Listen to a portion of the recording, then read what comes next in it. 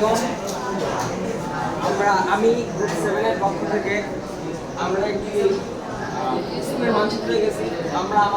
আমরা আমার গণিত বইয়ের অবস্থান মানচিত্রে স্থানাঙ্ক জ্যামিতি অধ্যায়টির একটি কাজ করেছি, 145 পৃষ্ঠার। এখানে দেখা যাচ্ছে আমাদের শামসুল হক খান স্কুল অ্যান্ড কলেজের একাডেমিক ভবন, খেলার মাঠ, তারপরে আমাদের গেট, তারপরে আমাদের প্রশাসনিক ভবন, পতাকা বিভিন্ন দেখা যাচ্ছে। এখানে দেখা যাচ্ছে আমাদের একাডেমিক ভবন 1। এখানে দেখা যাচ্ছে আমাদের প্রধান শিক্ষকের অফিস কক্ষ, যেটির অবস্থান 004 এবং এদিকে আমাদের সীমানা দেওয়াল দেখা যাচ্ছে। তারপরে এখানে আমাদের একাডেমিক ভবন 6 দেখা যাচ্ছে। এখানে আমাদের মূলবিন্দু এটা আমরা পতাকা স্ট্যান্ডকে মূলবিন্দু করেছি। তোমার এই চিত্রের গ্রাফের এস অক্ষ এটাতে না, ওই অক্ষ আর এটা হচ্ছে মূলবিন্দু। এখানে লিখবা 0 0। তাই তো এটা ফটো ঠিক আছে।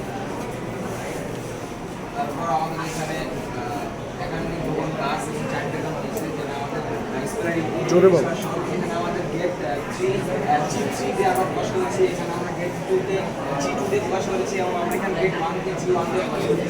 এখানে আমাদের দেখা যাচ্ছে আমাদের নির্মাণাধীন ভবন 6 নম্বর দেখা যাচ্ছে, এখানে ভবন 4, এখানে ভবন 5 এবং এখানে আমাদের বড় একটি খেলার মাঠ দেখা যাচ্ছে। আর আমরা পতাকা স্ট্যান্ডের মাধ্যবিন্দুতে 0 ধরেছি মূলবিন্দু।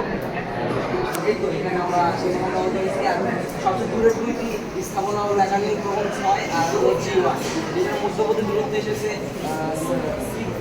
60.14 একক। আর সব কাছের দুটি স্থাপনা হলো প্রধান শিক্ষকের অফিস কক্ষ আর গেট 1, যেটির মধ্যবর্তী দূরত্ব এসেছে 4.25 একক। এই বলে আমরা আমাদের গ্রুপের প্রেজেন্টেশন, আমি আমার গ্রুপের প্রেজেন্টেশন পক্ষ